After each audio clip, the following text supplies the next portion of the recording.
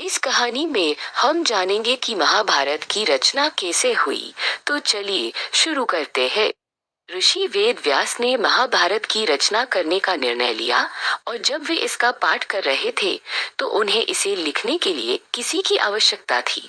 बहुत विचार विमर्श के बाद उन्होंने इस महत्वपूर्ण कार्य के लिए युद्धि के देवता गणेश को चुना। व्यास ने कहा, हे प्रभु, जैसे कि मैं महाकाव्य सुनाता हूँ, केवल आप ही उसे लिख सकते हैं। गणेश जी सहमत हो गए, लेकिन उन्होंने एक शर्त रखी, आपको बिना रुके महाकाव्य निर्देशित करना होगा। यदि आप रुकेंगे तो मैं चला जाऊंगा। वेद व्यास ने शर्त स्वीकार कर ली और कहा कि प्रभु, मैं जो भी बोलूं उसका अर्थ आपको समझ के लिखना होगा। भगवान गणेश सहमत हो गए और लंबा श्रुतलेख शुरू हुआ।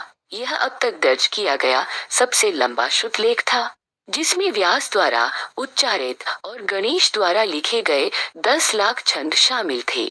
यही कारण है कि महाभारत में विराम दर्शाने वाले अल्प विराम नहीं है।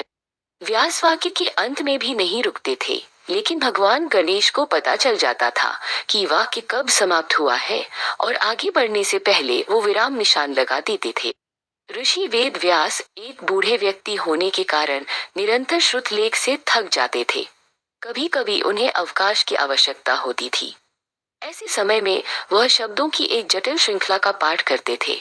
अब जब गणेश जी जटिल शब्दों में उलझ जाते थे, उस वक्त वेद व्यास थोड़ी सांस ले लेते और पानी पी लेते थे, और जब तक गणेश जी समझे तब तक वह अगली पंक्ति के साथ तैयार रहते थे।